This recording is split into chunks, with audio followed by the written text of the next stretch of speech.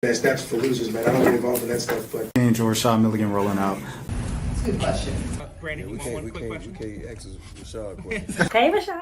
It's live time, baby. Welcome back to the channel. If you are new to the channel, this is the Road to 5K Sales. My name is Rashad Milligan. We got a lot of stuff to talk about. I want to start off with talking about the WNBA draft. I was fresh on my mind, but I won't do that because if I do that, then I'll forget all the other stuff. I could get long-winded about the WNBA draft, if you couldn't tell from this intro. So what we're going to start with, we're going to start with the news. And the top story of the day is that Karmelo Anthony is home. Not that Karmelo Anthony, the other Karmelo Anthony. Karmelo Anthony with the K and things of that sort. I know people who, they got on me for that. Someone told me I ain't have a dad. I said I don't have a dad. Just because I thought it was funny this man's name was Karmelo Anthony, now I ain't got a dad. I got on the phone. I said, Dad, man, you can't believe what Defo just said. Defo just said that you don't exist. All because I said it was funny that this kid's name was Karmelo. Like, why it was funny? But without further ado, man, let's get to it. Let's read the story.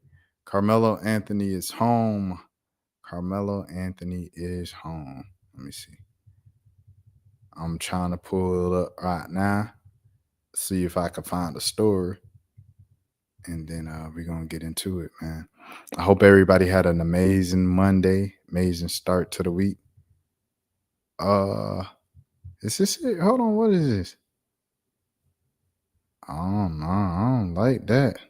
Where we at? Hold on. Come on, Karmelo. Where we at? Karmelo. All right.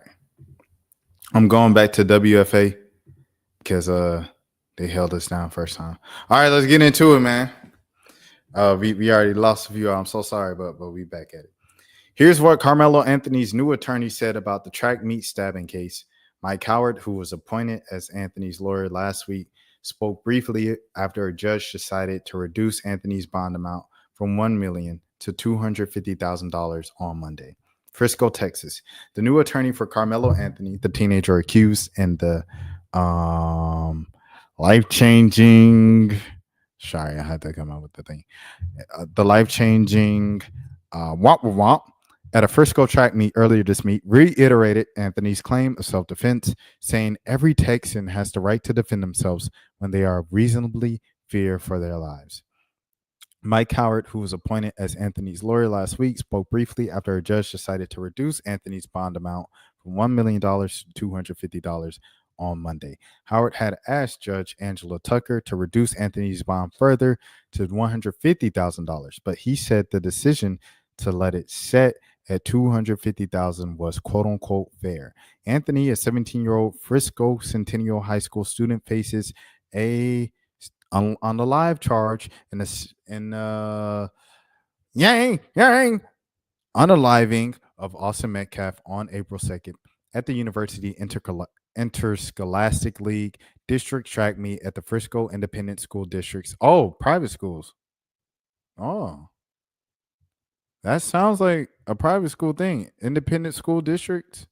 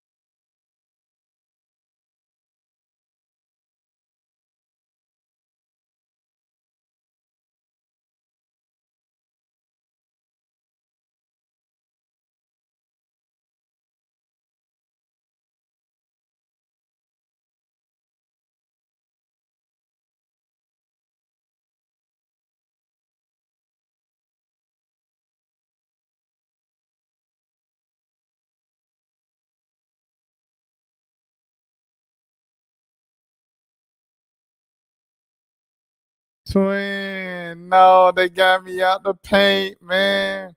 The microphone was off. Oh, big L, big L, big L, big L, big L. I have no idea where it stopped working. I will go back to here and I don't know, man. I guess I'll just read the end of this and then we'll get into that. Okay. This was a try. Hold on. I'll start from the middle of here, unless I already read there. Oh my gosh, I can't believe the microphone stopped working in the middle of it. Anthony, a 17-year-old. Wait, hold on. Okay, yeah, we can start. Oh, I'll just read the whole thing again. It was only a couple minutes. The new attorney for Karmelo Anthony, the teenager accused of the yang at a unaliving at a Frisco track meet earlier this month, reiterated Anthony's claim of self-defense, saying that every Texan has the right to defend themselves when they reasonably fear for their life. Mike Howard, who was appointed as Anthony's lawyer last week, spoke briefly after a judge decided to reduce Anthony's bond amount from $1 million to $250,000 on Monday. Howard had asked Judge Angela Tucker to reduce Anthony's bond further to $150,000, but he said to set the decision at $250,000 was "quote unquote" fair. Anthony, a 17-year-old Frisco Centennial High School student, faces a unaliving charge in the yang unaliving of Austin Metcalf on April 2nd at a University Interscholastic League district track meet at Frisco Independent School District's Quay Kendall Stadium. And I looked that up because I was like, is that a private school district? It is not. It is a public school district in Texas. Anthony has remained jailed since he was arrested and the incident happened. According to the arrest affidavit, police said Anthony admitted to the yang of Metcalf, but claimed that he was protecting himself. In his comments on Monday's bond hearing, Howard immediately brought up the angle of self-defense. Every Texan has the right to defend themselves when they reasonably fear for their life, Howard said. Self-defense is a protection that applies to every single one of us. There are two sides to every story.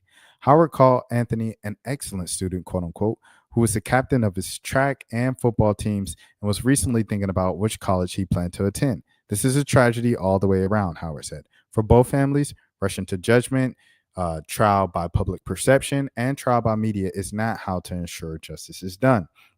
We are confident that after a full investigation, okay, we'll do it like this. We'll do it like this.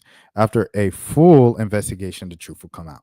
When asked why Anthony was armed at a track meet, Howard said that's not something we're prepared to go into. I know police and prosecution want to get it right and want to hear the full and fair investigation, Howard said. I understand that's a big question. It's going to be a big question, and it's something that we will figure out. Collin County District Attorney Greg Willis also spoke after Monday's bond hearing and said his office will wait for the Frisco police to file the case. Then prosecutors will review it to present to the case to the grand jury. The judge has made her call on reducing the bond, and we look forward to continuing the process and looking forward to reviewing all of the facts of the case that the Frisco PD has come up with, Willis said. We will go where the facts lead us. So that was the end of the story. So after that, I went over here to Mr. Dominique Alexander's Facebook page because he is a minister of justice, political, civil rights, human rights activist, and the president and founder of NGAN, which is Next Generation of Action Network. And this was the part that got me caught up here. This is the part where I was like, oh, hold on. And at that moment, I was like, oh, my microphone's unplugged. So here we go once again. Before the day ends, I need every single one of you. Before this day ends, I need to take a moment to say thank you in all caps. Today was long. It was heavy, but it was also powerful. After the bond hearing and a reduction granted by Judge Angela Tucker, our NGAN team and security staff escorted Karmelo Anthony's family to No Limit bail bonds in Oak Cliff. What happened next reminded me the true meaning of community. Pastor Corey C. Toney, the owner of No Limit Bail Bonds and a respected business leader in our city, quietly stepped in and covered the entire bond for Karmelo Anthony, free of charge. And this is where I stopped because this is what I had a problem for. Didn't the family, raise millions of dollars on the GoFundMe? Like they raised like $1 million for Karmelo, right?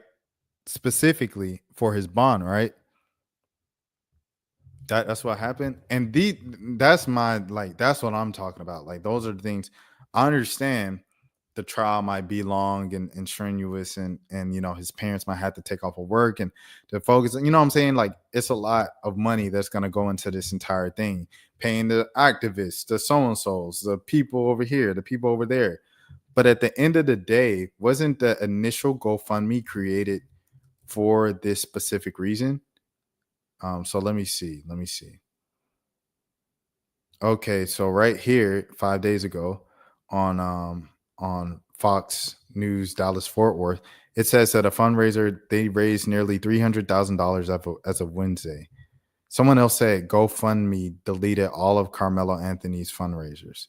So they deleted all of them? Well, hold on. This Facebook now.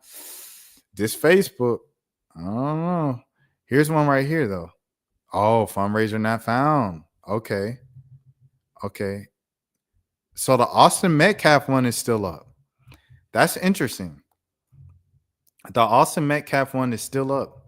340,000 raised. So if I search, because I want to see for myself, this is just what I'm seeing now. Karmelo Anthony. Nothing, bro. It's nothing. Wow. Okay. So they deleted all of the Karmelo Anthony GoFundMes. I did not know this. You might have seen something or whatever on social media. The thing is, you can't trust the social media stuff. They're initially online. However, the platform, what it says. I can't, man. I gotta accept cookies everywhere, man. For International Business Time, I don't want my cookies in my business to be in Turkey. Let me see. So Black Enterprise, let me see Black Enterprise. Fundraiser raises over $350,000. The fundraiser platform received backlash on social media, calling the company to stop accepting donations after several GoFundMe campaigns were deleted. So are they still up or are they down? What's going on? The online, who wrote this? Sherelle Burt. Shout out to Sherelle Burt. The online fundraiser for Carmelo Anthony, the Texas teen track athlete accused of competing athlete Austin Metcalf during a track event, has raised close to its $450,000 goal with $353,872 and climbing using a GoSendGo platform. So they had to go to GoSendFund, GoSendGo, whatever that is. Okay. So this is GoSendGo. I guess this is where people have been donating. This is what I thought. So they are at $428,000. They were trying to get to $500,000. Okay, let me see. This is the official support fund for Carmelo and his family during this challenging time. The narrative being spread is false, unjust, and harmful. As a family of faith, we are deeply grateful for all your support during this trying period. Your prayers and assistance mean more to us than ever before. And people, at the time I'm even recording this, 3 minutes ago donations, 8 minutes ago donations, 18 minutes ago donations, 39 minutes ago. So like people are still, you even got prayer requests, GoSendGo. But yeah, they've raised nearly their $500,000 goal. But my thing is, like, if people donated this, like, why not use the bond on that? But they probably looking at it like, well, you're going to have plenty of other fees that you're going to have to do throughout this entire process. You know, it's probably going to be long, drawn out, everything like that. So, yeah, that's going on right now. But we move. Here we go. Where we at? He didn't ask for recognition. He didn't want the spotlight. But I believe it's important to celebrate people who show up when it matters most. He tagged them, which is kind of scary because it's like, these people have come after Carmelo's family, right? They've come after his parents. They've come with threats and sent stuff to their house, allegedly, right? According to reports. So it's like, why tag the man, bro? People probably going to harass his inbox now. This is what community looks like. We rise to the moment. We stand for what's right. I also want to give a major shout out to my team, Damon, Robert, Adigan, our director of security, and the entire crew who stood in the gap today, making sure everything runs smoothly, to our chief staff, office staff who held down the fort, they handled the flood of media calls and supported every moving piece. You are the backbone of this movement. The Next Generation Action Network is not just a one-man show. It's a collective, a family, a team built on love, justice, and unity. As president of the NGAN, I am filled with deep gratitude for each and every single one of you. We did that together. That's the team. So there we go. And here's the video of Melo leaving from when he was released on bond. You see, this is the man right here, Dominique Alexander. A reporter kind of like almost like bun rushed him to get to him, and they blocked him off. She ended up asking her questions, and so free, rights to free speech and everything like that. She got her questions off. But yeah, she did kind of bum rush the boy. So it was good that he had his people there supporting him and everything like that. Because at the end of the day, like I say, always, always, always, always, continued prayers to the victim's family and everything like that, because they lost a 17-year-old kid, like regardless of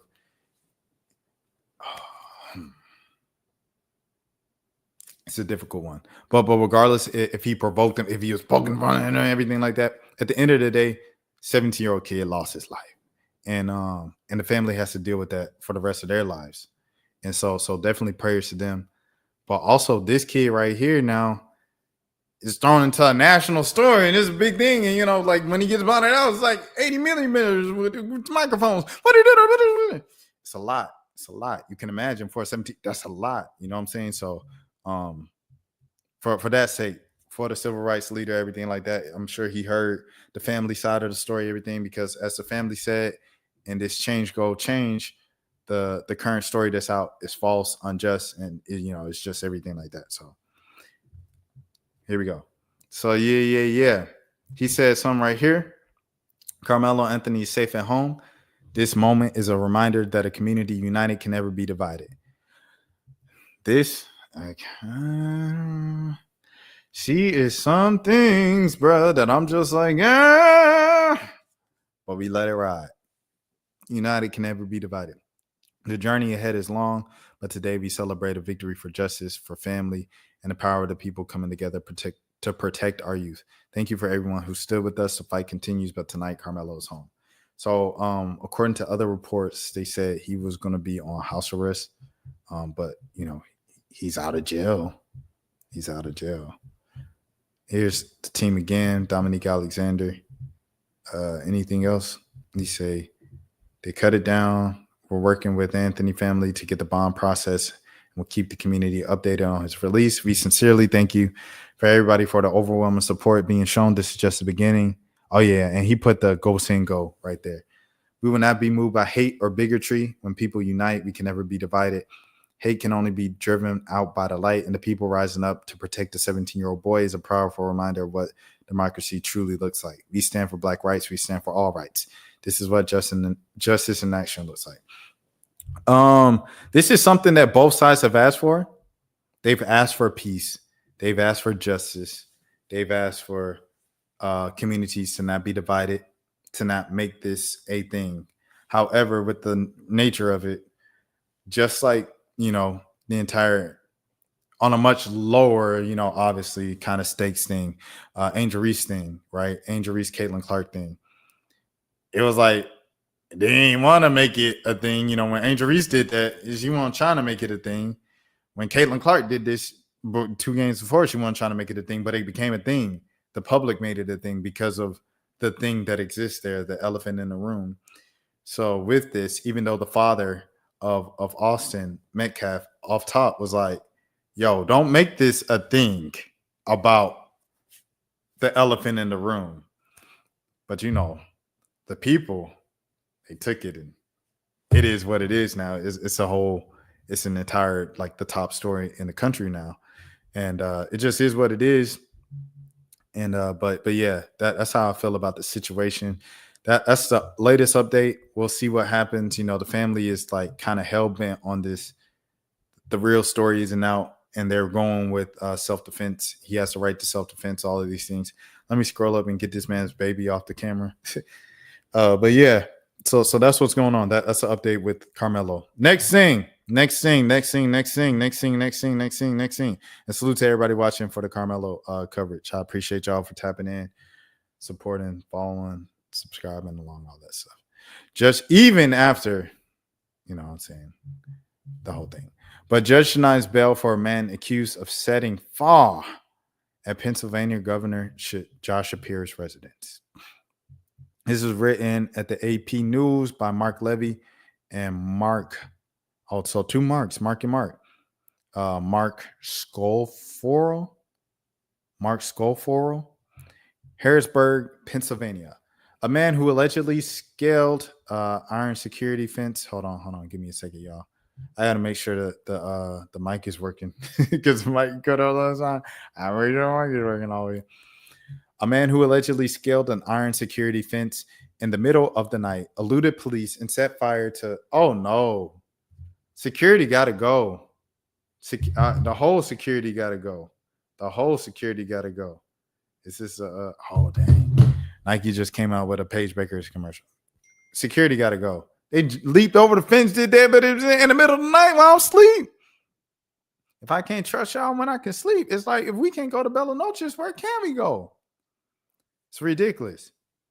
It's ridiculous. That is unacceptable, bro. That's unacceptable, bro. From the security. How the Joker climb over the fence, sneak around security, and light the whole house on fire? That don't even make sense, bro. What is the security, man? A rapper got better security than that. Try a rapper house. Certain rappers' house, they gonna have their mans by the door. They gonna have the song so right, man. Man, what are we talking about? Anyways, he eluded police and set fire to the Pennsylvania governor's mansion, was denied bail on Monday as he faces charges, including attempted terrorism and arson. Cody Balmer spoke with a public defender at times as he appeared in court late. This man got a public offender. He don't even care. He ain't even got the money for a lawyer. He said, just give me the free one, man. Just give me the free one. Late Monday afternoon, after being released from a hospital where he'd been taken after an unrelated medical event. So he just had a whole bunch of stuff going on. This man obviously not well in the head, just based off of these two things. Balmer, 38 of Harrisburg, told police that he planned to beat Governor Josh Shapiro with a small sledgehammer if he encountered him after breaking into the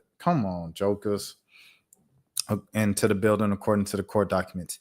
A motive for the attack, including whether it had anything to do with Shapiro's politics or religious beliefs, wasn't clear. I believe Shapiro is Jewish and he's a Democrat. But let me look that up. Hold on. Josh Shapiro religion. Let me make sure. Long weaving his Jewish identity into his politics, he's considered a part of the New Age Jewish politicians who are open about their identity. He's the third Jewish governor in the history of Pennsylvania. So there it is. He is Jewish. Religious belief. Balmer's mother told Associated Press on Monday that she had to make calls in recent days about his mental health issues, but nobody would help. Once again, bro. We talking about going back to another video I did, right? Reading about Cop City in Atlanta. And my whole thing is folks ain't necessarily just against the cops. It's just the system of the cops, bro. The way the system is set up right now, they expect cops to be Superman. Cops cannot be Superman. No human can be Superman. They want the cops to be the person who chase down the folks and arrest them and tackle them. The folks that saved the kid from the tree, saved the cat from the tree. They want the police to be the person to speak to the mental health person, right? To the schizophrenic person on the street and speak mental health calmness into them in a way that schizophrenic people can be spoken to it and to calm them down and kill and then take them in to where a person like Rashard Brooks, who was drunk in a Wendy's parking lot, just pulled over because he was drunk. Pulled over, sleep behind the wheel, trying to sleep off of him being drunk. Police say, yo, wake up. He said, oh, snap. I was asleep. He said, you drunk? He said, I had a couple beers. He said, okay, all right, buddy. Well, get in the back of this car. He said, bro, I stay one block down. I could walk. Y'all could take my keys. I could walk right now. Or y'all could give me a ride one block straight down to my. it ends up escalating to the point where he tried to run off because obviously Joker drunk. He tried to run off and they end up, unaliving him. And I think just if you put the fees that you put towards building Cop City, which was $1.5 million, $2 million, to where people call 911, you have different governmental resources that the taxpayers pay for and that donators pay for, through raising the same funds with corporate partners for Cop City. You can have people who are mental health people who can deal with schizophrenic people who have good people skills and can deal with drunk people who can deal with teenagers, people who can deal with, and it's not just one department, one size fits all, because that obviously isn't working. And it's like Cop City is kind of just enhancing the issue that already exists instead of solving the issue, which is going different ways, alternative ways. So now going back to this case in Pennsylvania up north, man, the mom says she calling for some mental health assistance and nobody helping. Yo, my son tripping that it this and that. You go into a jail, and the jail, half of the people, they just mental health folks. And they, you know what I'm saying? They clearly want right in the head, and just like it's crazy. So here we go. How nobody will help. Chrissy Balmer said her son was not taking his medicine. However, in court, Balmer politely told a judge she did not suffer from any mental illness. That's a rumor, but no, ma'am, he said. Of course, a man that might be dealing with mental health ain't gonna say, yeah, I'm dealing with mental health. But yeah, man, this stuff is just important, bro, because it's like people placed in the wrong places. If a person is schizophrenic or is multi-person disorder or this or that, whatever the case might be, they don't need to be in jail. They need to be in a mental health facility. They need to be, you know what I'm saying?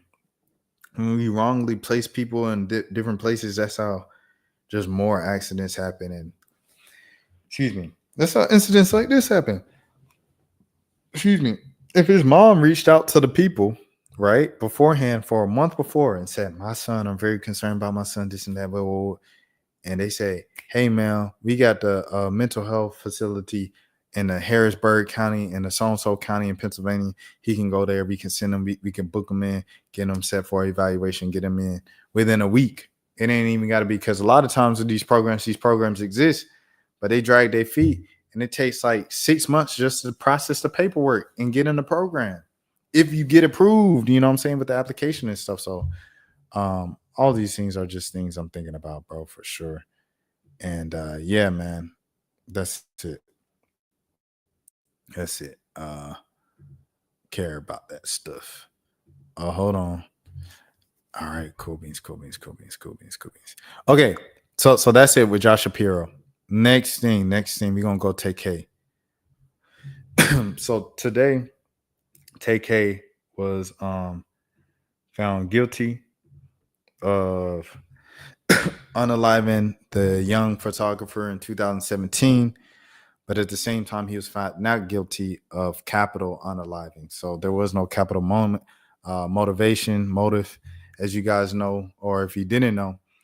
They ended up finding $10 in the boy's wallet after they unalived him allegedly, and then they went to a Mexican restaurant, and at the Mexican restaurant, the older light-skinned boy high-fived Tay-K and said, "Congrats on your first body," allegedly, according to the witness, his ex-girlfriend on the stand a week ago.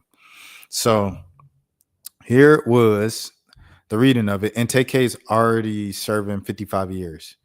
He was sentenced to 55 years for being accomplished to a whole nother crime in Dallas, and that was 2019. So it is now 2025, so it's been 6 years. So he has 49 years left on that sentence, and now he's been convicted of another one. So yeah. All right, if the defendant could please stand. We, the jury, find the defendant, Tamar McIntyre, not guilty of the offense of capital murder. Excuse me, no. No, out of the courtroom. Out of the courtroom now.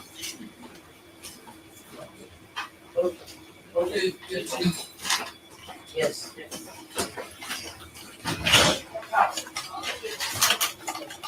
All right, ladies and gentlemen, you don't ignore that. Sometimes, as you can tell, people are invested, correct? So it says, we, the jury, find the defendant, Tamar McIntyre, not guilty of the offense of capital murder as charged in the indictment. We, the jury, find the defendant, Tamar McIntyre, guilty of the lesser included offense of murder. Does anyone wish to have the jury polled? Not the state, Your Honor. Yes, Your Honor. All right. So there is that, right?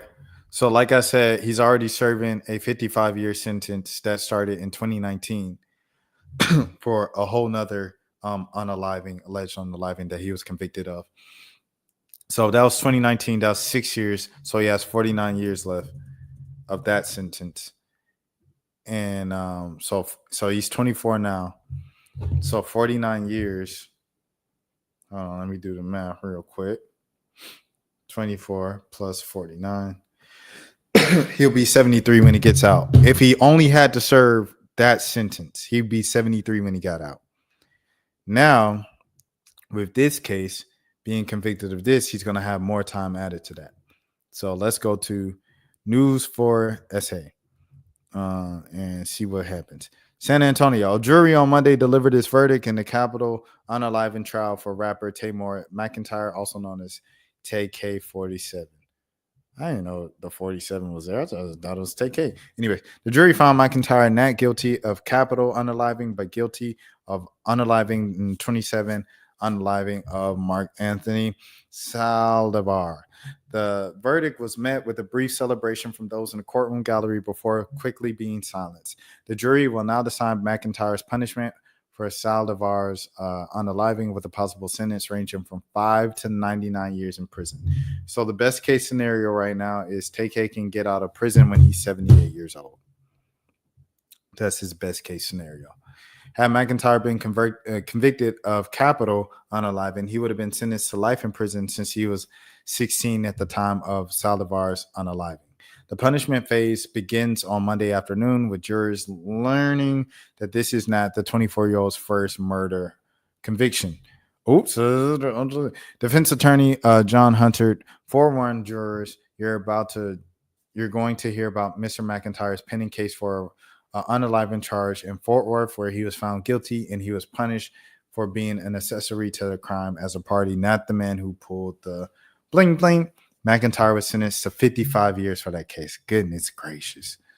All right. Bexar County District Court Judge Stephanie Boyd will judge whether McIntyre will serve his sentence concurrently with the Fort Worth case, or whether McIntyre will be required to serve the sentences consecutively. Hunter urged jurors to consider McIntyre's age at the time of the crime, stating, "We are not going to paint this boy as a saint, and I'm not going to ask you to forgive him for what he did. I'm asking you to keep it all in perspective." As a prosecutor said in their closing arguments, they treated Tamar, that if Tamar treated Salvador as a piece of trash, then the implication would be that you would treat McIntyre as a piece of trash. Isn't always the answer. Yes, the Bible talks about an eye for an eye, but that's the Old Testament, and there's good news. It's turned to the other cheek. Musically, McIntyre is best known for a song, The Race, which appeared on Billboard Hot 100 in 2017. McIntyre is seen posing with his wanted poster in the Race music video, which is, as of the publication, amassed 250 million views on YouTube. And the song The Race is about him doing the race, and they released it when he got caught. Prosecutors arrested in the punishment phase Monday evening. Judge Boyd instructed jurors they will continue with their punishment phase on Tuesday. So, yeah, the best that Tay-K can do is get out when he's 78, and the worst that can happen, 99 years in prison. So he would get out. So 74 time. Wait, hold on. It would be 73, right? No. Yeah, 73. So 73 plus 99. And the worst will happen, he can get out when he's 172 years old. So, yeah. So he's facing, he'll get out of prison between 78 and 172. And, yeah. that's pretty much his whole life, man. He only got to live life for like 3 years on the outside. Yeah, hey, it is what it is, brother. It is what it is. All right, cool. So next thing is Coach Yo. I thought we was about to get to the draft. Okay, Coach Yo. So this one was very kind of funny or whatever. It started with 94 feet. So 94 feet is this page that like does a lot of like the leaks in college women's basketball of like to transfer portal what's about to happen. And they posted this with the eye emoji. It was Don Staley and Coach Yo dapping each other up with the eye emojis. With this, everybody took heed to the Malaysia Full Valley, who's in the transfer portal, is going to Ole Miss. That's what everybody said. You know, obviously, I was one of the first to guess. I was like, "Hey, she should go to Ole Miss. That should be what she's doing." And yeah. And so when that rumor came out, it was like, okay, this lines up with what's going on and things of that sort. And yeah, man, like it just lined up. So with that, people were talking. They were like, Coach Yo, how could she? Because she calls Don Staley like the chief. How could I dare do that to the chief? I couldn't dare do that to the chief. Let's see if it's on here. Yeah, 10 toes for the chief. And someone said, apparently it's 9 toes. And they was like, oh, you ain't a real friend, Coach Yo. I thought you was my friend, but you really my op. How could you take one of our best players, one of our scorers in the same conference? No mercy for Coach Yo. So the rumors, they keep going and they keep going and they keep going. And Coach Yo says, enough.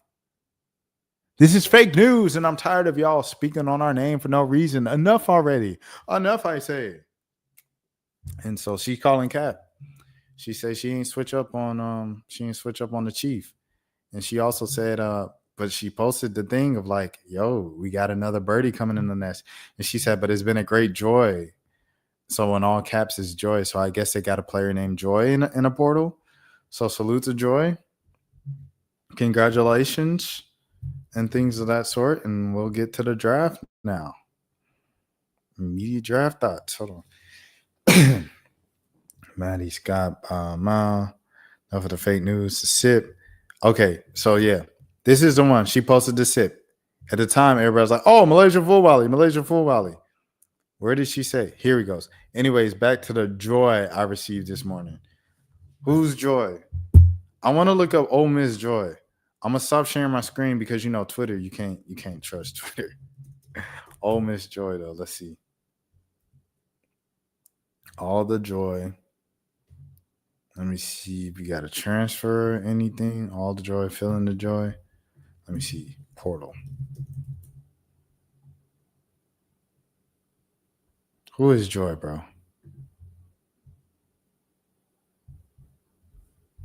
I guess we'll just figure out later. But yeah, that's what's going on. So yeah, Coach O says, Cap, it ain't going on like that. And that ain't what it is. So shout out to Coach O. Shout out to everybody like that at Ole Miss in Oxford, Mississippi. And we'll see who they got, who the player is that they got. Shout out to Cody McMahon as well. Big in Ole Miss and giving Coach O a try. Let's get into it, man. Let's talk about the draft. Because I got some thoughts and things of that sort. You know, there's things I want to say. Feel me? But I think the first thing I want to say, man, is Holly Rowe, bro. I want to give Holly Rowe her props. I want to give Holly Rowe credit. I think it takes a lot to get rid of the ego for years, probably dating back since 2020, like the pandemic. Everybody cooped in, watching the draft. Holly Rowe really felt like she was always going for the emotional viral clips. And it got to a point where it was like really forced. Every single player is like, you trying to get every single player to cry, talk about their most traumatic moments in life. Like, it's the happiest moment of their life. And you want them to think about the worst moment. It's like, yeah, I know you fulfilled your lifelong dream as a professional athlete to become a professional athlete. But what about the time your cousin died when you were 12? Like, you know what I'm saying? Like, that's crazy, bro. That's crazy. And she was doing it for every player. And they were like, your dog died. Like, it was crazy. and the kids just start crying uncontrollably because they're kids still, you know what I'm saying, coming into their adult jobs and things of that sort. And but Holly didn't do that this year. So I know ESPN probably said something to her. If they didn't, if Holly just went off the social media comments and stuff like that and changed, fine. You know, Sydney Colson made a joke about it where she said, you know, y'all ruin everything now. Holly, like, it's boring. The interviews are boring now because they don't have that spice of the trauma. And what is she gonna say now to try to make him cry? There was no longer that element. So, and so it was funny from Sydney Colson. But like, I don't know. I really appreciated Holly just taking heed to what people have been saying for years and changing. Because a lot of people see that and they're like, "Ah, everybody want to talk. Everybody got haters. I'm gonna do me." We all know people like that, right?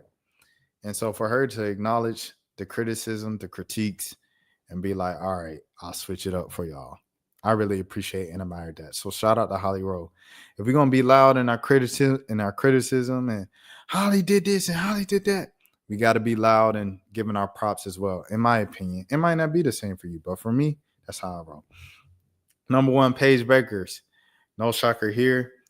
Still, the moment that it happened, the moment that they called her name, I got emotional a little bit because it's like my baby. Like, I just remember, man, like when Paige was at Hopkins and I was just watching her for the first time, and Overtime would do these things with her, the challenges and the videos and the highlight reels. And man, bro, she came a long way, dude. And reacting to her freshman year and building, like, Paige was the start of all of this, bro. I'm not even gonna lie to you. Paige was the start of all of this. Like, cause I was reacting to everybody, right? I reacted to Paige in high school. Then I was reacting to the Webble one. I was getting kind of a little traction from that. People was like one or two comments on the videos, and they were like, "Yo, thank you for this. You know, not many people are doing this." And other people would be like, "Oh, this is why you reacting on women's basketball?" Because I was doing a lot of NBA at the time. I'm like, "Bro, ball is ball. I respect ball." They said, "Oh, whatever." I lost some subscribers from that. This is when I was saying roll to 300 subs. Now I'm saying roll to 5,000. And I'm 500 away at the time I'm recording. It's crazy. But anyways, I'm saying roll to 300 subs. So I'm doing that. I get to the fall. Paige is started coming out. My homeboy over at Swish, shout out to Rob. He's doing the Paige Baker highlights. So I'm saying shout out to Swish. I'm supporting my boy and I'm reacting to Paige.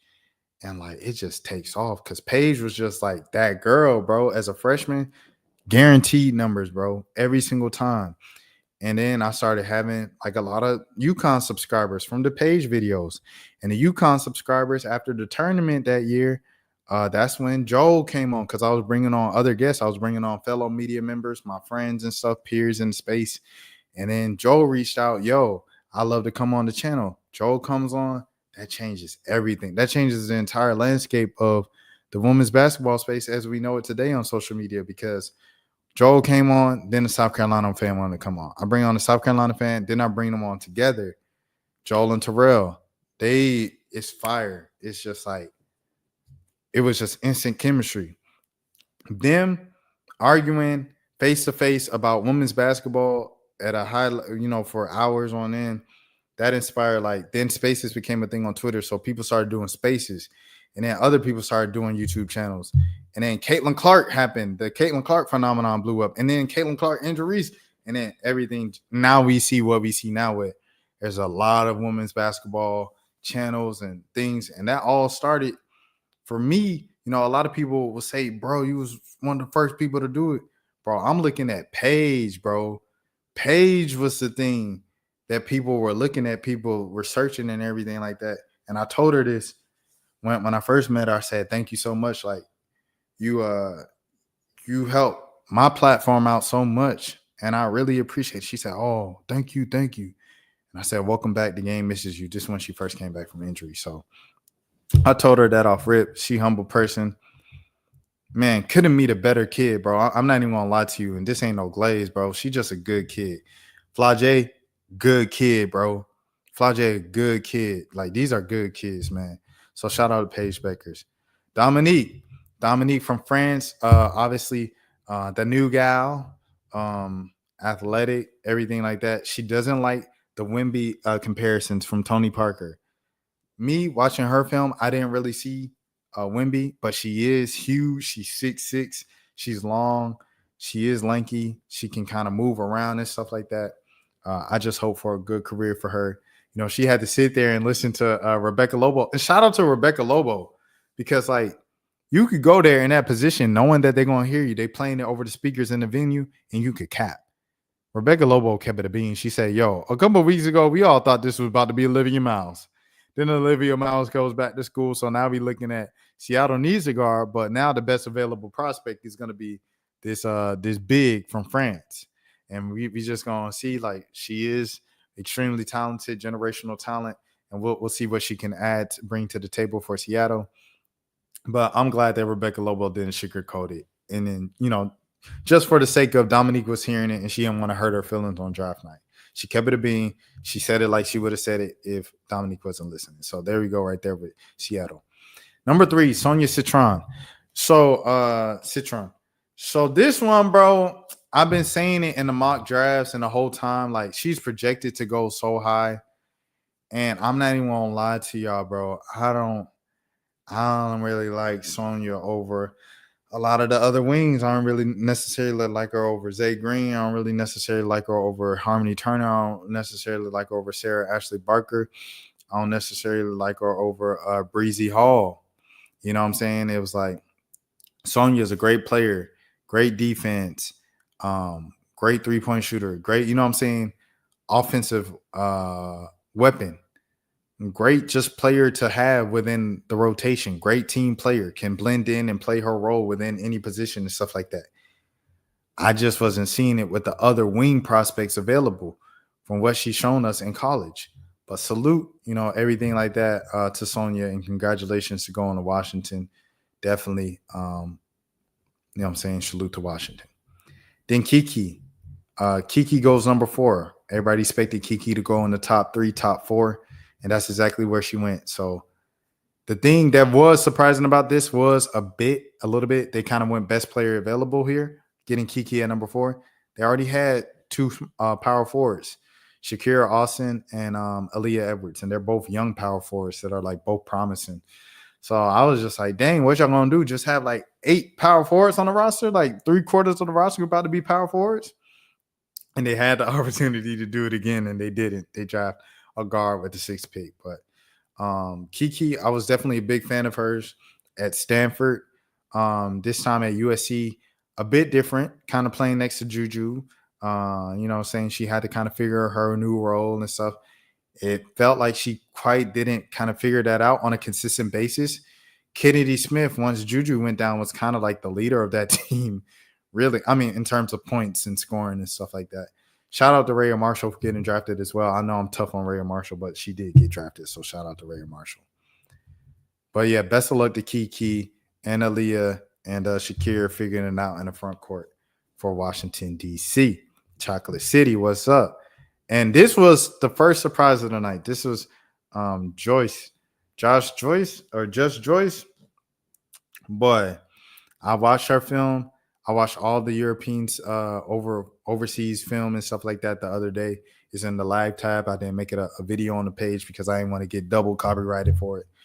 But the only one that really was like stood out that was anything kind of like above just a good rotational player, good player within the lineup and everything like that was Dominique. Everybody else just seemed like a normal role player for real. And that's not a knock. It's just like, with a top 5 pick and with an expansion franchise with Anissa Morrow there. Anissa Morrow has, you know what I'm saying, the ability to really affect and lead an organization. I felt like it was a perfect opportunity with Golden State, first season existing and stuff like that. You know, it could be her, Kay Martin, and Monique Billings' team, you know what I'm saying, out the gate. With you know, you got some other good role players over there, Kayla Thornton and things of that sort. I think Tiffany Hayes signed with them too. So, you know, Tiffany Hayes, a nice little roster, but Anissa Morrow would have been a splash pick. They go here with the proven kind of overseas professionals player. So it is what it is. Best of luck to her and, you know, everything like that for sure. Number 6, like I said, Washington had an opportunity to get another power forward with Anissa Morrow here, but they pass it up and go guard. They go Georgia Amore. Georgia Amore. See, we got to go back to Georgia Amore. So Holly, she spoke about her height and her size and stuff like that. She said, hey, it's about the heart. You can't measure heart. You can't do that. And I got heart. I think I've shown it throughout my college career at Virginia Tech and then going over to Kentucky. And coach has always been there for me and things of that sort. So shout out to coach for sure over at Kentucky, Coach Kenny. But shout out to Georgia, a great collegiate career. But this, we have to put a pin in it. We'll be back.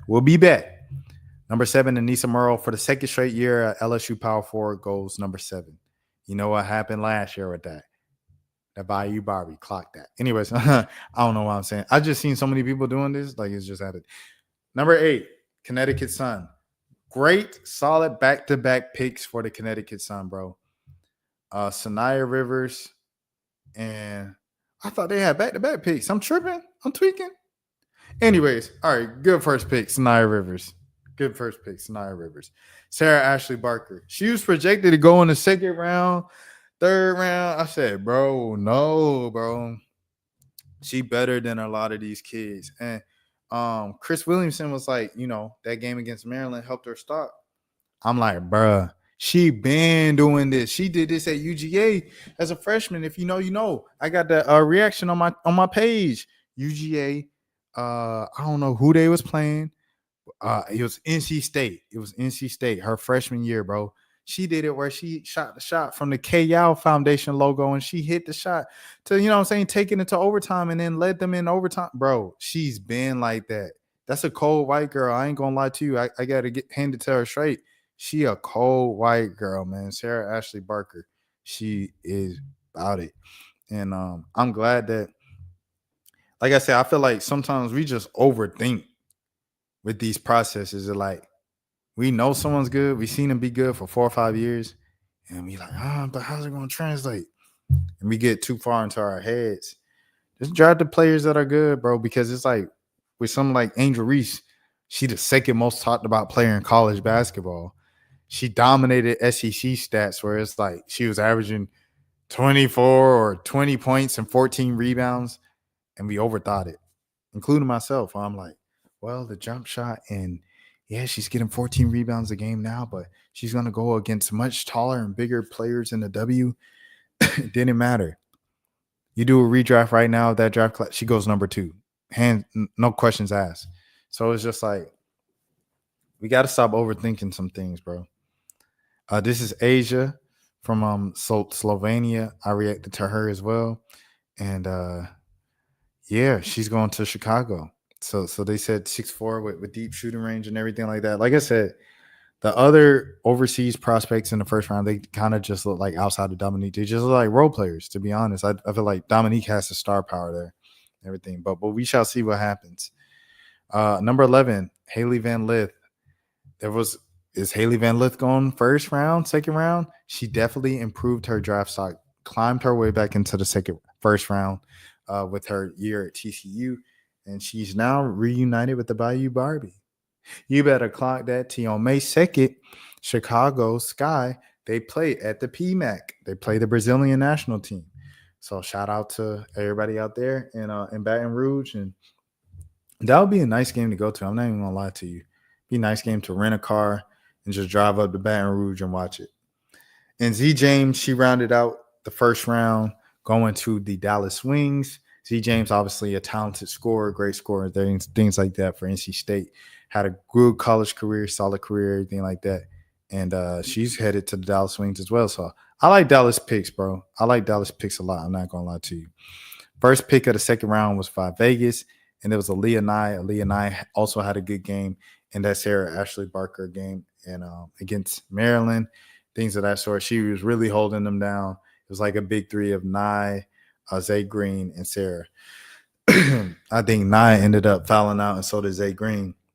So it's just Sarah doing it by herself, and eventually the gas ran out. But shout out to Aaliyah Nye. That's a decent pickup. Someone with some size, 6 foot, everything like that for the Vegas Aces. So Maddie Scott, I'm so glad that Maddie Scott didn't slip down too far down She was second pick of the second round and things of that sort. She gave Ole Miss her all, and she was a McDonald's All-American, as people pointed out, coming out of high school. And she gave Coach O that look, you know what I'm saying, as a full-grown, not a transfer Mississippi legend. So salute to her for sure. Maddie Scott for holding down, staying down through the tough years at Ole Miss, her early years and stuff like that, and sticking with the program, not leaving. And it paid off now, because now when she goes back, she's going to be considered an Ole Miss legend and things of that sort. So shout out to Maddie Scott for sure. She's going to Dallas. So like I said, I like Dallas picks a lot.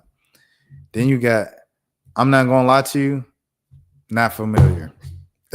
Anastasia Coast, not familiar. Not even familiar. I'm not even going to lie to you here. So we'll see what happens with her.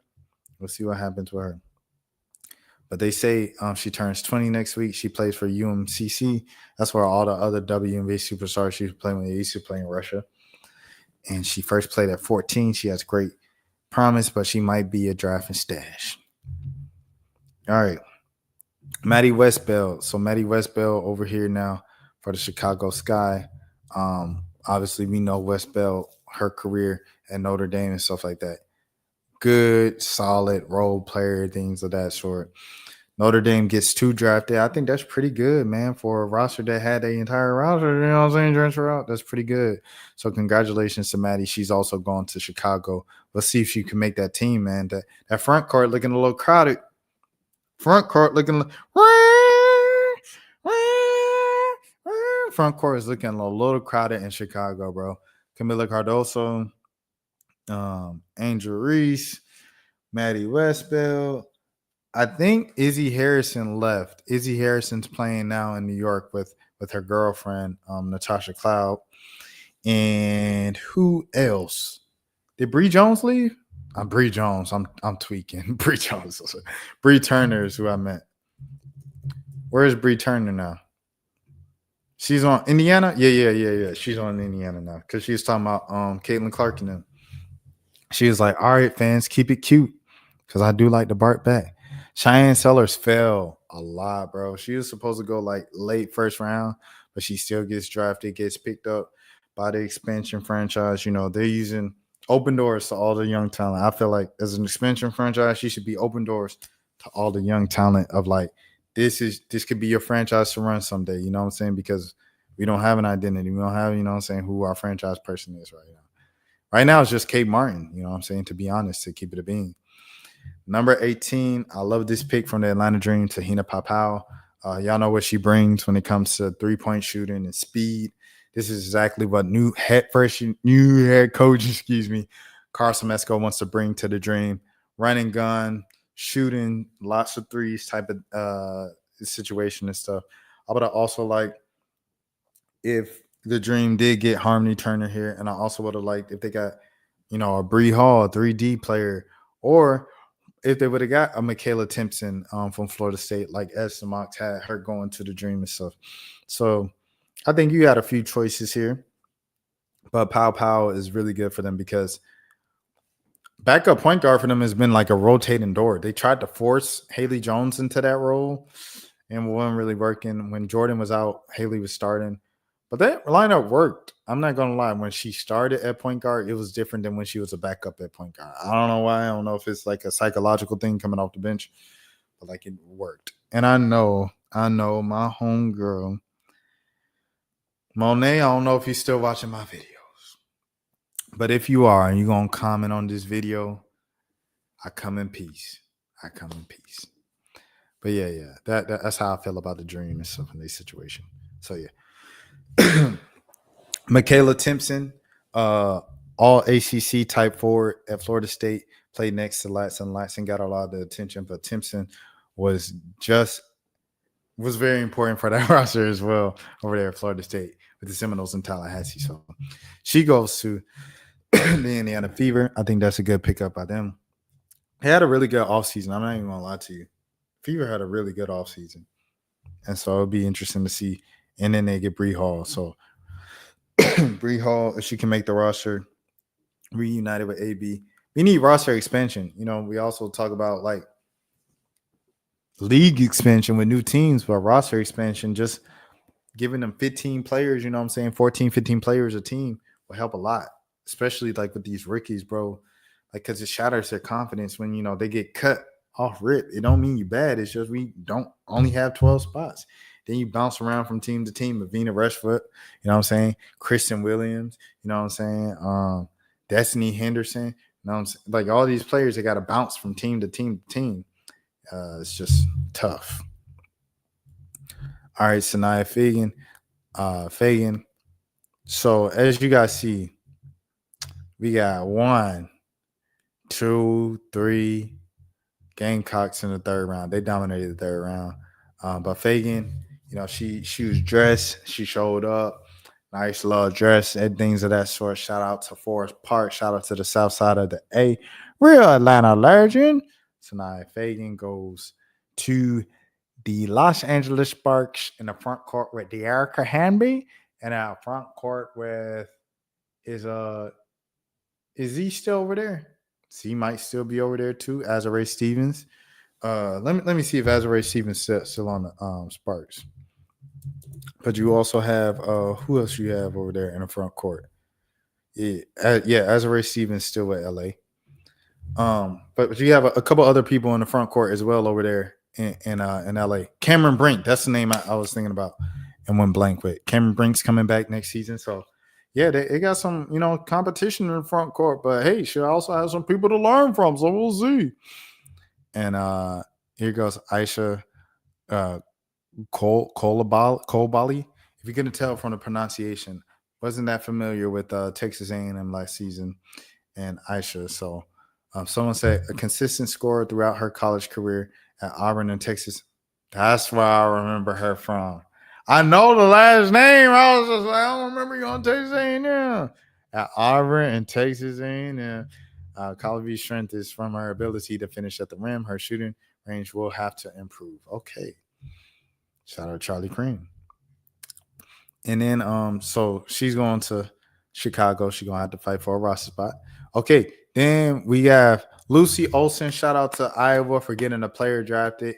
Shout out to the whole Hawkeyes program for continuing staying afloat. I think they won a NCAA tournament game this year, and now Lucy Olson gets drafted.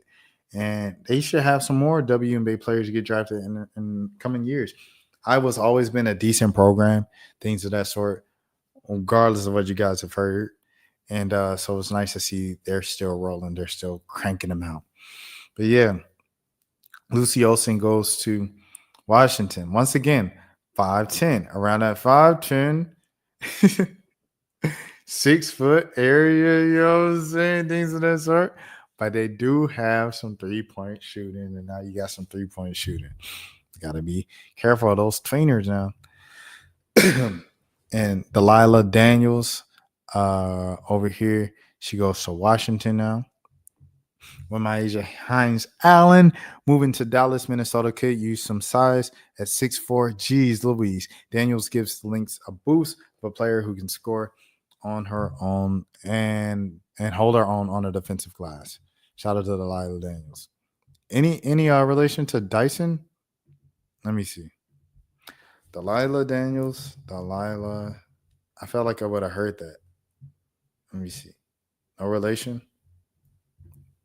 Dyson? Related? Nope. No relation. No relation. I looked it up just to make sure. Okay. Let's go back. Ray Marshall, as I mentioned before, salute to Ray Marshall for getting drafted. I've been definitely difficult on her, especially Juju's freshman season. When I watched the 51-point game and stuff like that, and games that Juju just took over and dominated, man, it was like Juju, Mackenzie Forbes were the only players that knew how to act offensively. And Ray Marshall, she frustrated me a lot on the offensive end, but she didn't quit. And she was on the floor because she continued to provide something defensively and rebounding in USC and Coach Gottlieb. They valued that.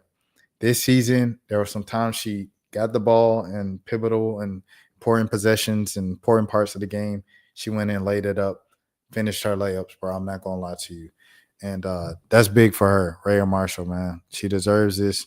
Congratulations to her. Going to Connecticut now. Best of luck on making the team in training camp. Round 3, Serena Sundell. This was a player that was projected to go as high as late first round, kind of most drafts, middle to late second round. So she slides to the first pick of the third round, and she goes, this is a sniper. This was Kansas State's star in the draft with Ioka Lee medically retiring. And should be a good get for Seattle. JJ Quinterly. This is a bucket, bro. I'm not even going to lie to you. This is a bucket. JJ Quinterly is a bucket. I really like Dallas's picks. I think there was another year where I said like Dallas was my winner of the draft or whatever, but I really like Dallas's picks, bro. Throughout all 3 rounds, I like them all. They got a good scouting report there.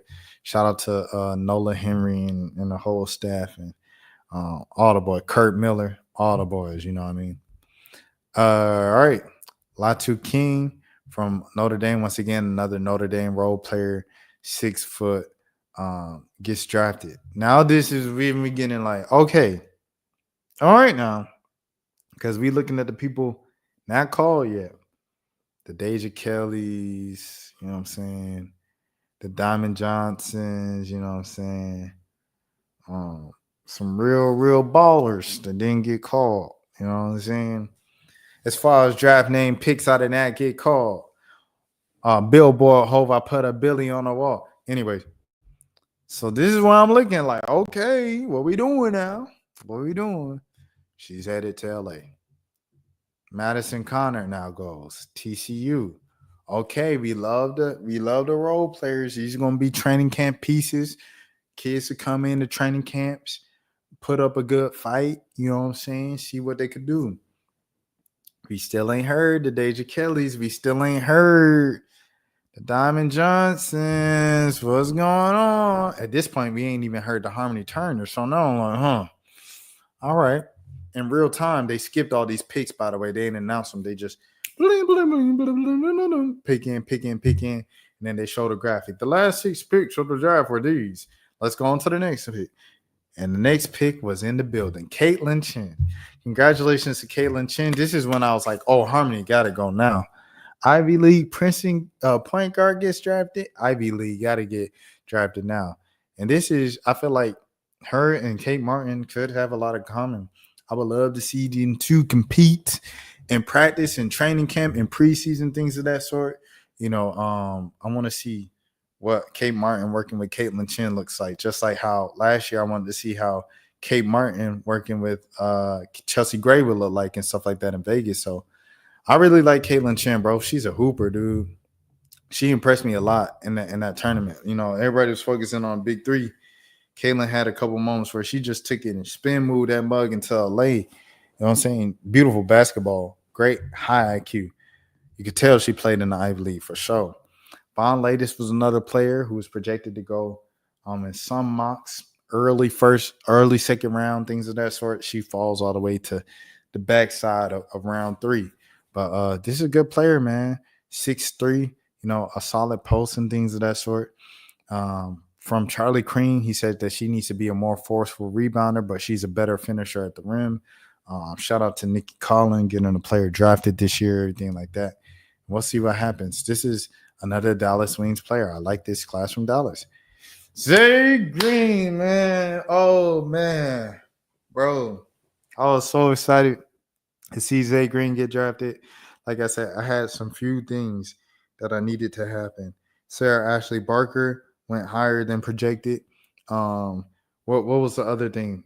There was somebody in the second round. Maddie Scott went pretty high. You know, she didn't fall too far in the draft. And now this. Zay Green. I had almost all of my things filled out, all my agendas filled out. Zay Green to be an HBCU player, come back from 2 knee surgeries, counted out at Tennessee, goes to the HBCU, Arkansas Pine Bluff. Everybody writing off the HBCUs and SWAC conference, bro. The SWAC, some of the best basketball in the country, period, bro. HBCUs, they line up just like you got to line up in the P4s. Anyways, I'm so glad that Zay Green balled out at Pine Bluff against the big programs. She goes back to Alabama to close her college career and stuff like that. Great attitude, great person. From the times I remember covering her at McDonald's in high school, she was like the goofiest one. She was like the goofiest person on the team. So salute to Zay Green for sure. And prayers, blessings to you for your congratulations, your accomplishment for getting drafted to Washington, D.C., the Mystics, baby. Chocolate City, what it do, baby? All right, but yeah, we're going to get back to this. So that's just one HBCU player drafted, and I'm counting her, yes. Yvonne Ejim from Gonzaga. I ain't gonna lie, I'm not that familiar with Yvonne. She's an all-time leading scorer at Gonzaga and a 2024 Canadian Olympian, according to Charlie Cream. Ejim excels in both posts. She's particularly good in the high post as a passer, mid-range jumper, jump shooter, and efficient scorer. At 6'1", defense might be a challenge going into the West Coast Conference to the WNBA. She is going to the Indiana Fever. She's going to be competing for a spot because, like I said, they brought in a lot of talent in the offseason and they drafted a couple good folks close. And now are they going to get rid of Breezy Hall with Leah right there? They did it to Destiny Henderson, but oh man, want to keep your people happy. Jordan Hobbs, Michigan. I remember her name and things of that sort, and I've seen a couple games and everything in the Big Ten. But I ain't really that hip. I ain't gonna lie to you. Passion and willingness to take on the role made Hobbs a good college player, especially in our final 2 years at Michigan. She's the kind of player who can adapt and be coachable at the pro level too, from Charlie Cream. Best of luck. Best of luck training, competing, and training camp and things of that sort. And this is the bane of my existence. One pick before the dream go back. The Vegas Aces select Harmony Turner. Now, salute to Harmony Turner. Obviously, we big Harmony Turner people over here on this channel, on this side, and things of that sort. Harvard, Princeton, Ivy League gets two of them in. They get in a point guard from Princeton and Caitlin Chin, and now they get a shooting guard, a wing, scoring wing at Harvard and Harmony Turner. This is a bucket, man. This is a bucket. She also plays defense. She has a high IQ of the game. She surveys the court well. She can take over a game, take on any type of defenses, different looks. Anything you send to her, Harmony Turner can handle it. She's shown that at Harvard. I think she's one of the better players of this draft. The only reason why she was only even considered and mocked in second and third rounds is because she went to Harvard. That's literally it. And we're going to get to that later. But, yeah, best of luck in Vegas, and I hope you make the team, man. Salute to Harmony, man. Shout out Rock T, man. Shout out Rock T for sure. Ricky Smiley Morning Show. Shout out Head Crack. You know what I'm saying? Ricky Smiley Morning Show alum. Number 36 now, pick number 36. Third to last pick in the draft. Taylor, this is your Terry. Yeah, Taylor Terry, I believe. That's how you pronounce it. And, from Ohio State. This one, I'm like, okay, I don't know if she's going to make the team. But she works out because I don't know if they're going to bring those girls that they draft and stash from Australia over this year. You know what I'm saying? They were really happy to come to the team, especially the first pick that was like number 8 overall and stuff like that. I don't know if she's going to come. If she come over this year, I think she gets a roster spot over, you know what I'm saying? And salute to Taylor, but, so it just depends on who coming to camp. But regardless, best of luck to you in camp. Compete, work hard. Welcome to Atlanta, everything like that. It's the best city in the world for sure. But yeah, the shooting. They addressed the shooting once again. You know what I'm saying? So we'll see. All right, second to last pick. Paige, her power is already showing in the league. She gets drafted. The thing she cries about with Holly Rowe is Aubrey Griffin and Caitlin Chin also need to get drafted tonight. WNBA team said, we need to make Paige Beckers happy. You know why? Because Paige Beckers just signed a 4-year deal with Unrivaled, and she's going to be getting paid more her 1 year and one Unrivaled than she's going to be making her entire rookie contract in the WNBA, the way the current CBA is set. They asked Kathy Engelbert about it. She got embarrassed. She said, well, I thought that's been announced 6 months ago, and she signed the deal. And yeah. Other words, she got embarrassed. She got embarrassed. It was people talking about Paige was going to sit out an entire season and just declare next year because she didn't want to go to Dallas, this and that. Like, it's so many people talking down on Paige going to the WNBA. Just like last year, remember? Caitlin Clark, they said Caitlin shouldn't even go. She should go to the big three with Ice Cube and take the bigger bag with Ice Cube and play in the big three. They said she shouldn't even go to the WNBA because the WNBA just hates on her, all the OGs, all the people. And Caitlin was like, no, my dream is to go to the WNBA. The players value the WNBA. It's the fans and the spectators that don't value the WNBA, bro. Snyder Rivers pulled over the bag that said the WNBA been popping, huh? It's popping. It's popping. I ain't fronting. So, you know what I'm saying? So what does the WNBA do? When Paige Becker get on the mic and say Caitlin Chin and Aubrey Griffin need to be drafted, they draft Caitlin Chin and Aubrey Griffin. And there you go. Aubrey Griffin headed to the Minnesota Lynx. It should be interesting seeing her work with fellow, older, elder, you know what I'm saying, UConn Husky and Nafisa Collier-Fee and see what happens there. Griff, compete hard. You know what I'm saying? This has been a tough few years for the family. I covered that before and stuff like that with Jasmine Riggs and losing her son with, you know, one of the Griffin family members as a father and stuff like that. And she claimed negligence and it was a whole thing. And then, you know, AJ Griffin, your brother, he retires early to focus on Christ. And, you know, and then your dad gets fired out the blue with the Milwaukee. A lot is going on with the Griffin family in the public eye. And that's just in the public eye. We don't even know what's going on behind doors. So for Aubrey to deal with her fair share of knee injuries and tribulations at UConn and her college career to come back, win the national championship, and then get drafted is huge. Aubrey is just a great screener, great rebounder, can play within the offense, can play within the team, great team player. And we'll see if she can stick. We'll see if she can stick. She got to compete in training camp. We'll see if she sticks, man. Best of luck to you, Griff. And Asia Kane as the final pick from France. So another French player. So a French player kind of starts it with the second pick and a French player ends it. Now, let's get into it, bro. Deja Kelly wasn't picked. Deja Kelly shows up to the draft night, man, looking real nice in her nice little fit. She put on a nice outfit. She walked the orange carpet with confidence, and she didn't get picked up. That broke my heart. I'm not even going to lie to you. I ain't going to lie to you, man. You know what I'm saying? Because she looked, you know what I'm saying? She looked nice, bro. She looked nice, just to keep it a bean. And, you know, it was just tough. It was just tough to see, for sure. Okay. That's just screen share audio. Okay, so that's not me. So, yeah. It was just tough to see Deja not get picked up, bro. It was tough to see Deja not get picked up, to be honest. She works hard. She had an amazing, sensational career at UNC. She goes over to Oregon. First year was kind of rough. You know what I'm saying? Things of that sort. But second year, she comes back. She battled. She battled to the end. Last game was at Duke. Once a Tar Heel, always a Tar Heel. And she played Duke with every ounce of her might and her soul and everything like that. She gave it all she had. Great performance there. She put on, especially in the first three quarters. Now, the fourth quarter, second half of the fourth quarter, it was a little rocky. It was like she should have got it to the big a little more then.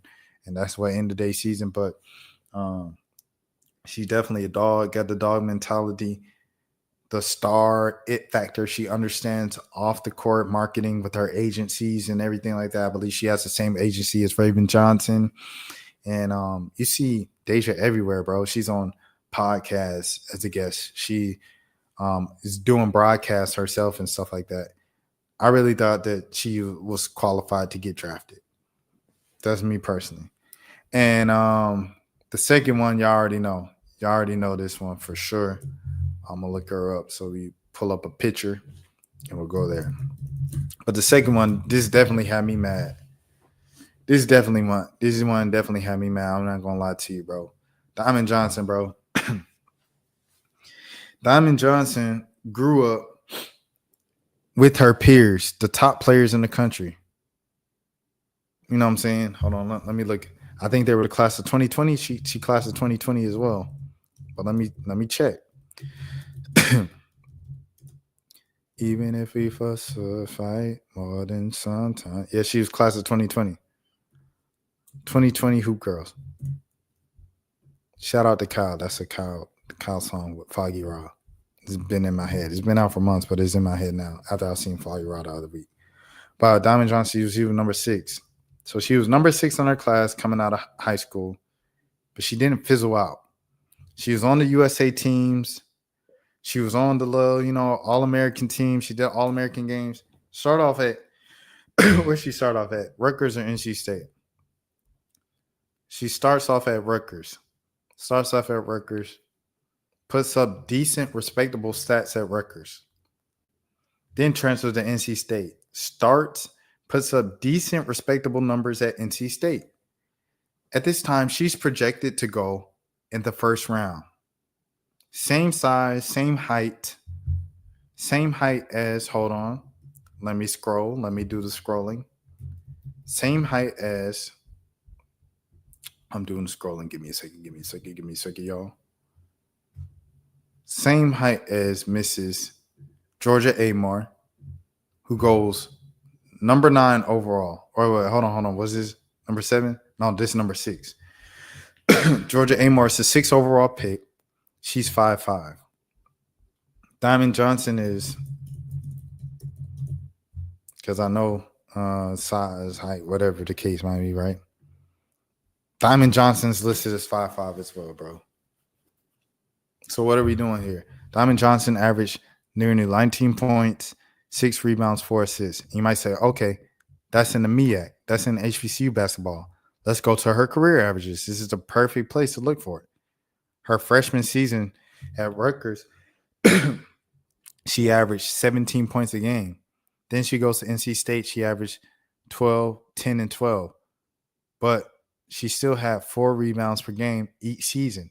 Still overall, good overall, statistics. She's playing less minutes. She's played 22 minutes this season, her sophomore season. Her junior season, she played 28 minutes. So these are 2 lowest scoring seasons of her career, but they're also the 2 lowest minutes that she received in her career per game with Westmoreland and them. So she goes to Norfolk State. She gets more minutes, 30-plus minutes. Time to shine. She averages 20 points first season, 20 points and 5, 20 and 5. Then she averaged 19 and 6 and 4, bro, and 4 steals. So let's go to Georgia Amore once again. Georgia Amore, because we have to look at the opportunities as well. Georgia Amore for Kentucky averaged under 16 points, 6 assists, and under 3 rebounds, bro. She averaged 1 steal a game. She averaged more minutes. She averaged 36.7 minutes. Diamond Johnson, did this in 33.9 minutes. So what I'm looking at, point blank period, is why? Well, and then even if you want to do HBCUs, right? HBCUs versus SEC, right? Freshman season at Rutgers, a P4. She averaged and still 33 minutes, 17 points, 4 rebounds, 2 assists, 2.5 assists, 2.5 steals, bro. That's what she averaged compared to this past season. 19 points. Wait, hold on. Where are the 15 points coming from? Is this a career averages? I'm tweaking. My bad. 19 points. Okay, 19 points, 7 assists. Okay. She hooping. She was hooping. I cannot hate. I don't know where the 15 points came from, but their numbers are extremely comparable. I don't see where the huge disconnect is with Georgia Amore and Diamond Johnson. I don't get it. Especially when Diamond Johnson was projected to go first round just a few years ago when she was at the P4s. And now all of a sudden she wasn't qualified. I think that's fishy. Zay Green, salute to Zay Green once again. Like I said, I'm so happy for her to get drafted, but multiple HBCU players should have been drafted tonight. And Deja Kelly also should have been taken tonight. She had a good college career. Good 5-year career, bro. I'm not going to lie to you. Let's pull up the stats instead of just saying she had a good career. She had a solid college career, bro. Dealt with a lot of off court, you know what I'm saying, narratives and things of that sort. This past season, averaged 12 points, 4, 3, 3. But like she was averaging 16 and a half for 3 consecutive seasons. I think this type of consistency shows for something. And her final game, she balled out. She balled out against Duke. 20 points, 2 steals, 1 assist, 1 rebound, 5 turnovers. Okay, that 5 turnovers is kind of nasty. But everything else, man, she balled out. She gave it all she had, man. I think she qualified compared to some of the other players we've seen drafted tonight. She qualified, you know what I'm saying, for the position. She qualified to be drafted. My camera just went out, so that is a sign that it's time for me to get out. I hope you all take care of yourselves. I hope you enjoyed this live. As always, I'm Rashad Milligan. If you're new to the channel, this is the road to 5K subs. Please take care of yourselves and have a good night. Until next time, peace. That's for losers, man. I don't get involved in that stuff, but. Enjoy Rashad Milligan rolling out. Good question. We can't ask Rashad questions. Hey, Rashad.